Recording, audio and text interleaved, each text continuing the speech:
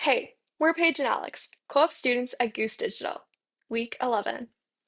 Both tools are in the hands of real users now, and this week we want to talk about what that actually means and why it matters that it's happening now and not at the end. Because there's a version of the tool that works perfectly as long as the person who built it is in the room. That version isn't finished. It's just well accompanied. Let's talk about the difference. The co-op ends. That's not a surprise. It's been the timeline from day one. But the pressure of it lands differently when the tools are real, the users are real, and the people who will be relying on them after we're gone are sitting in the same building right now. And with the software product, there's a support line. A patch can go out next week. If you hire someone to build something and you keep them on, you can pull them back in when something breaks.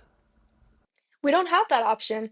When the placement ends, it ends, which means the tools need to be genuinely compatible, not mostly done, not functional with caveats, not held together by our presence.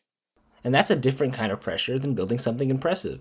Impressive is easy to fake in a demo, but complete is harder to fake when someone is trying to onboard a new brand on a Tuesday afternoon with no one to ask. Image AI is in the hands of the social team now. Web AI is about to follow. And the approach is deliberate. Hand it over with an explanation, then step back. Not hover. Not every question has an answer. Not jump in the moment something looks unfamiliar. Because the things that surface when someone uses a tool differently than the person who built it are exactly the things that need fixing. The button that's hard to find because it made sense in the architecture, but not on the screen.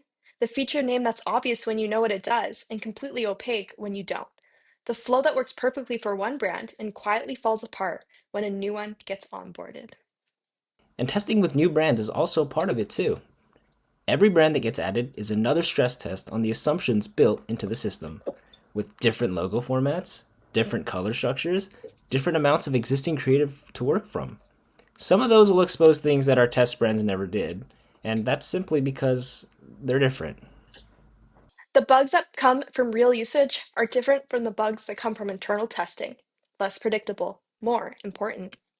Even my walkthrough to help onboard a client with one of the social team members, I started seeing a lot of things that weren't super intuitive to other people. Extra form fields or switches that needed to happen would have made way more sense.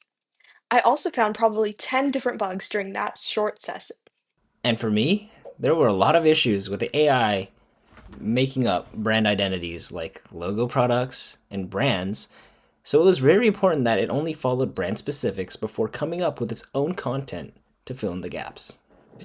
Alongside the testing, both projects are actually working on documentation, the kind that actually works for someone who wasn't there for the build.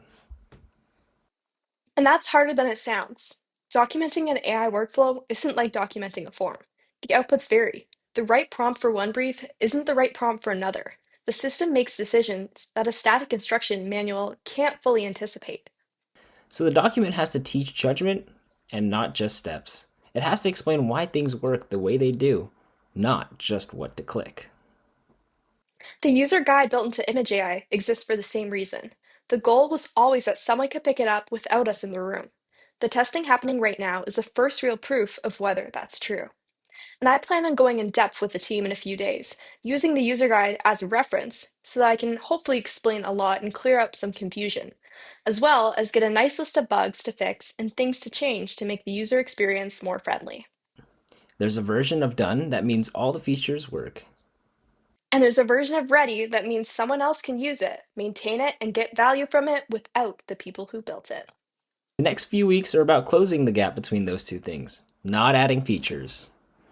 Making sure everything that's there is solid enough to stand on its own. Because the most important user of both these tools isn't us. It's the person who opens it up on a Wednesday morning, 3 weeks after we're gone, and needs it just to work. See See you you next next week. week.